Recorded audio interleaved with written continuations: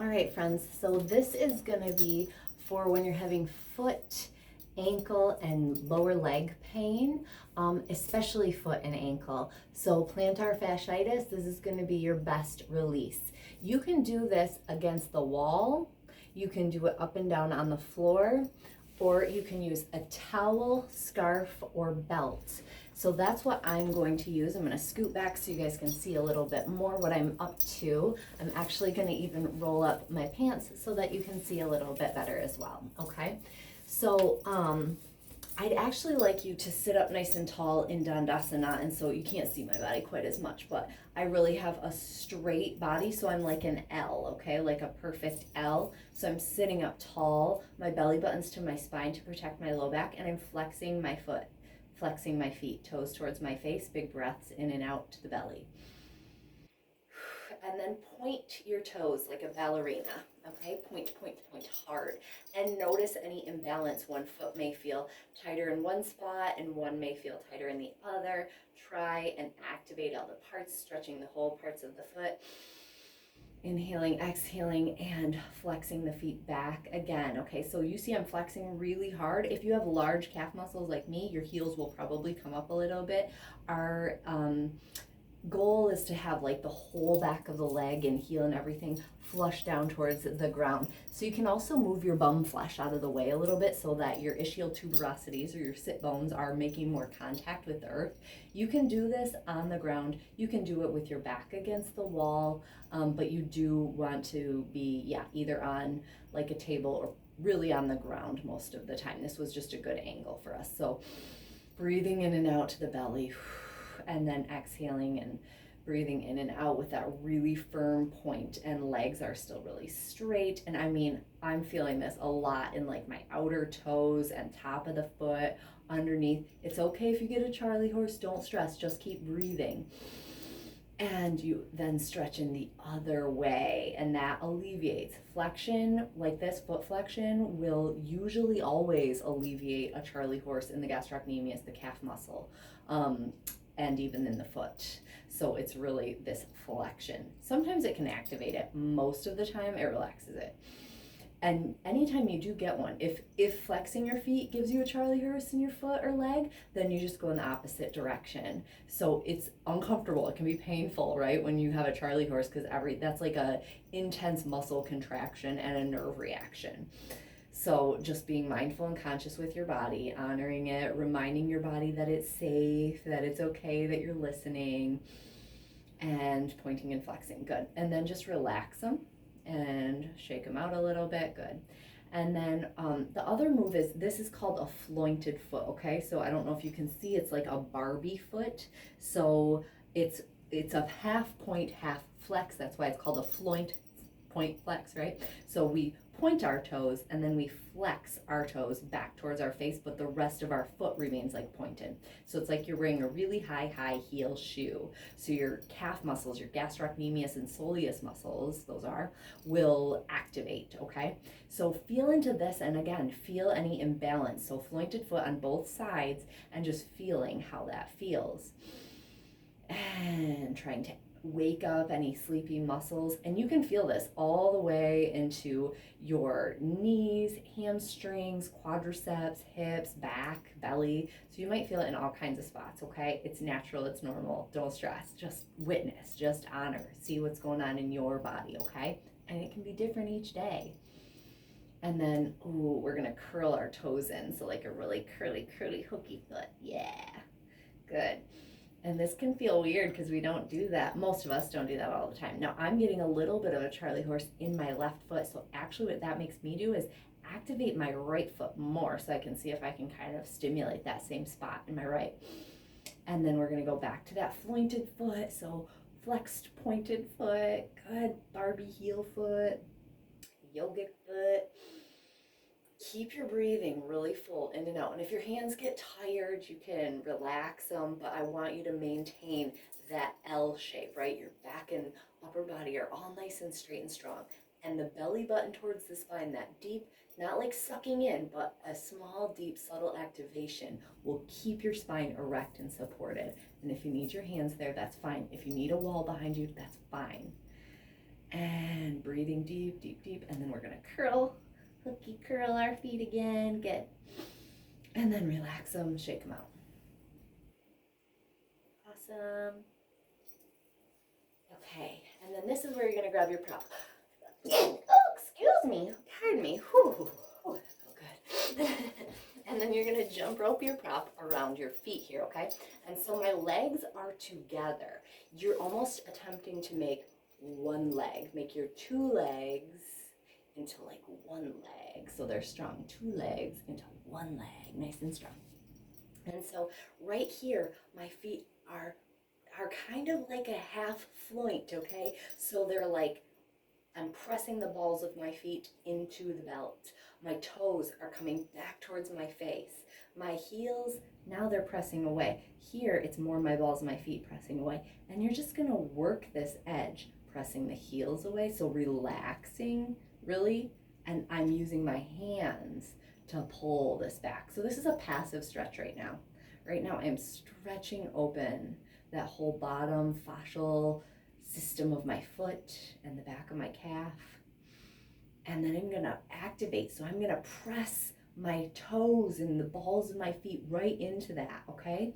So press, press, press that away. So I'm resisting myself. I'm pulling my chest forward. Now don't let your chest and stuff round as you do this. Don't let your upper body round and curl. You can if you want to utilize that as a conscious stretch, but if you notice that this is your compensation of stretching, so you can make that happen with your feet, pull yourself forward like you're riding a horse. You've got the reins, okay? Sitting up tall and strong, belly button to the spine, deep, deep belly breaths in all the way to your pelvis. And exhaling, good. And then we're gonna go passive again. So the feet are pretty relaxed. This is, your toes may be kind of flexed coming back towards your face, but you're really using your arms, hand and arms, to open that bottom and back line of your body, okay? And you can stretch your knees more. You can see these different ways to activate, okay? And then again, pointing, flanking kind of, and you can even play with the point, but then you got to get your grip a little different. You got to set up your prop differently to be able to point with resistance. But I want you to feel this, okay? How different it feels to point with resistance. And you'll notice different parts of the body.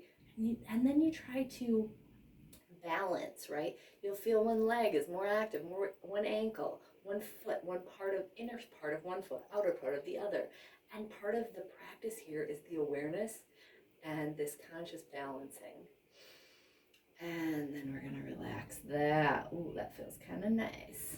And then cinch your prop down again, and same thing. So now I'm actually gonna bring it to like the top of my heels. And if you gotta stretch out your hands, shake out your hands, go ahead. And you can play with what kind of grip works best for you. So like when you have more of a wrap grip, you don't have to squeeze as much with your fingers.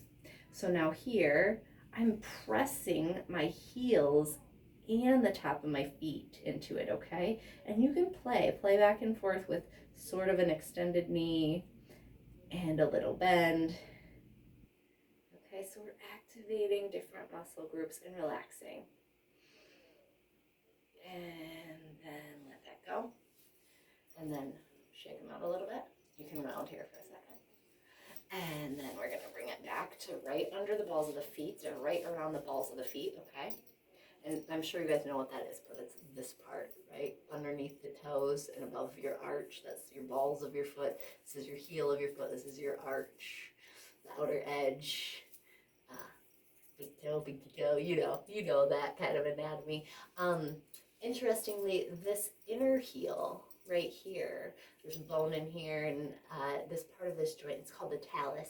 And there's a body worker I love called Eric Dalton, and he calls that the steering wheel of the body. And so it's really interesting to see when people have dysfunction in this area or limited joint mobility, that plays into their stance, their whole body posture, and their gait, which is how you walk and move.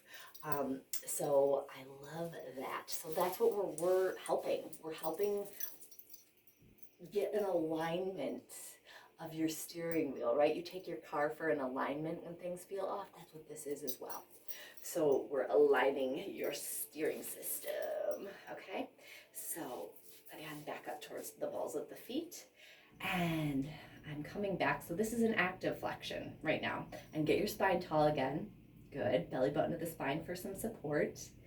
And we're stretching. Get your legs off as you just kind of let this all open up. And feel it in your hips and back if you do. That's totally natural and normal. It's all connected. Good. Breathing in and out. And then we're going to press away. Pressing forward. Pressing away. Drawing your shoulders down away from your ears and back. Elbows come back. Pull your heart forward. Press your toes away. The balls of your feet away, sorry. That flanted foot we're working with. Good. And then relax it. Good. So this is passive flexion. And then active. Good. And then we're going to relax that. Shake out your hands and feet. Okay. And then I want you to just lean back comfortably. And you're going to just do some circles. So we're going like toes go out and then in, right? So we're doing these really big circles. So get as much motion in there as you can. And then observe, as one ankle feels stickier or stiffer than the other. It's not to judge. We're not broken. We're just building our awareness and stretching our new edges, working new edges, okay? And now we're gonna go in the other direction. And these activities are also brain exercises. So this kind of movement is really good for your brain. It activates both hemispheres of the brain, so it's all lighting up and working together. Okay, good. We're building new neural pathways, good. And then again, just shake it out. Shake out the whole leg and foot. Good. Good. So that alone can make a really big difference if you're dealing with foot issues, ankle issues, and calf problems, or if you're having low back pain and some of the other activities in this program aren't helping you, then this can be a really, really great one. Because oftentimes our root cause is feet, ankles, lower leg, and we keep treating here and here, and it's often coming from this root area. So this is a great one. So if you're really dealing with either, again, low back pain that's not resolving, hip pain that's not resolving with like the other treatments, or you're having plantar fasciitis, ankle, joint, low leg, foot pain, these are wonderful. And it's okay if it's uncomfortable at first. It can be a little bit painful, okay? We have sensitive feet and ankles. So just be mindful, be gentle with yourself, but do this regularly. Do it daily, and maybe even 2 times a day if you are struggling with plantar fasciitis, and ankle and foot pain, because it will shift it if you do it. And make sure you're always doing your deep breathing with it. So feel free to stop the video now if you want to. I am also going to show you some calf rolling, because this is another really great thing you can do for that, okay? So you just use a foam roller. I like this little half one for this just because you can get in there so good. You can also use a bigger one and roll them at the same time, but I like the control of having one because you can do this with your leg. So it's pretty relaxed, okay? Like I'm pretty much letting as much of my weight be on there as I can. And I'm just rolling. And this leg doesn't actually feel super sore for me, but my right one will. I actually just went roller skating. And have you ever noticed when you roller skate, they have you go around and around the same way for hours, which is like, it's so fun to roller skate, but if you go in the same direction all the time, you're using the same muscles on the same side of your body to propel yourself around in that motion. So I do wish that they would do like every other song, or every song switch, go in the other direction or something, because it'd be better for our brains and it'd definitely be more balanced for our bodies. But it was fun anyways. Okay, so I'm working all the sides of that calf, and ooh, yeah, I'm a little tighter up there on the inner side up by my knee, so I'm going to work that a little bit. And again, big deep breaths. And every time we do deep breaths, we want to breathe all the way down to our pelvis, all the way down to our bottom. Filling up, and relaxing. Trying to keep our upper body and our neck relaxed when we do those breaths. Okay, so now I'm going to go to my other side. This will be, for me, probably my more tender side. So you're just rolling it out. Oh, yeah. And so the reason we roll the calf and massage the calf is because the calf is also a huge part of what plays into low back, hip tension, and foot pain. So I've had people with plantar fasciitis, and we often will have really calf focused sessions together for like 3 to 7 treatments. The plantar fasciitis will go away. Yeah, I've had that a lot. We'll do, foot, ankle, calf, but calf is huge. My mother-in-law actually had the surgery where they sever your calf because hers was so tight, because unfortunately she does not like massage. She doesn't enjoy receiving. I love my mother-in-law. She's not like, the archetype of a mother-in-law. She's really freaking wonderful. But sadly for her, she doesn't enjoy receiving touch. And so I totally could have helped her, but she got her surgery. And that made a little, maybe a little bit of an improvement for her. I don't know. She's in her 60s and can't really go up and down the steps very well, so not in her 60s, 50s. That's right. Anyways, she's amazing, and everybody's got to do what's right for them. And if you've had the gastrocnemius severing surgery and repair, it's okay. You can still do this stuff. You can make your healing better and more rapid, and not have to end up doing a follow-up surgery or other follow-up surgeries if you just care for your body. Yeah. Eat anti-inflammatory foods, do deep breathing, meditate, move. Your body will be okay. Yeah, because when we do surgeries, usually we just have to do surgeries and then do more surgeries and then do more surgeries. So each their own. If that's your path, that's your path. And surgery absolutely has its place. My husband broke his clavicle and he had to have surgery. And there are definitely needs for emergency surgery. I wouldn't tell you to roll your calf if you had a broken tibia or fibula or whatever. But anyhow, I hope that helps. So yeah, I could roll this one all day. And just, again, listening to your body and keeping your breathing full. And aside from this, because I will probably come back to this, the other thing you can do is actually manually massage. So you just go through and honor where you have kind of extra tenderness.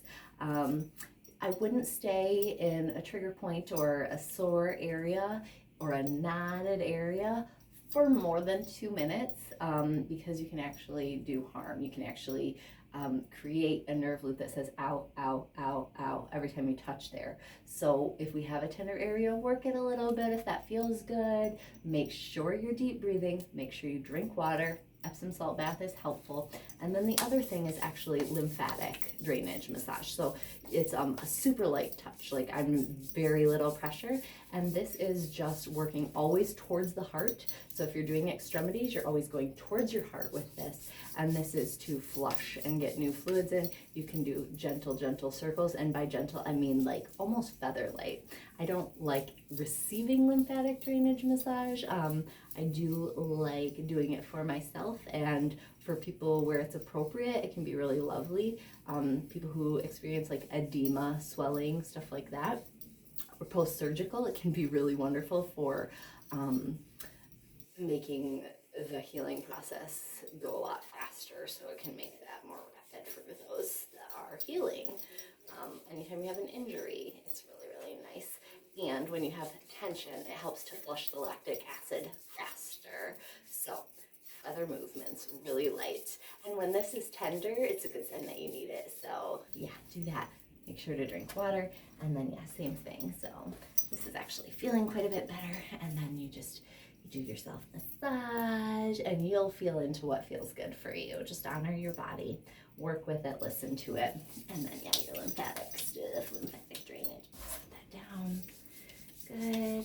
So yeah, these are your major helpful things if you do them regularly.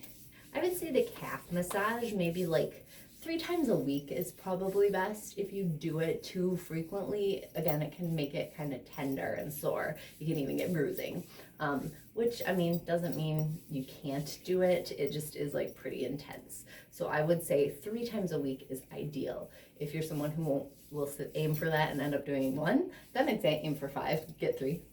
But do the foot exercises every day if you're having pain. Yeah, the foot exercises with the belt will absolutely transform that pain for you. And I hope that helps and you feel better. Much love.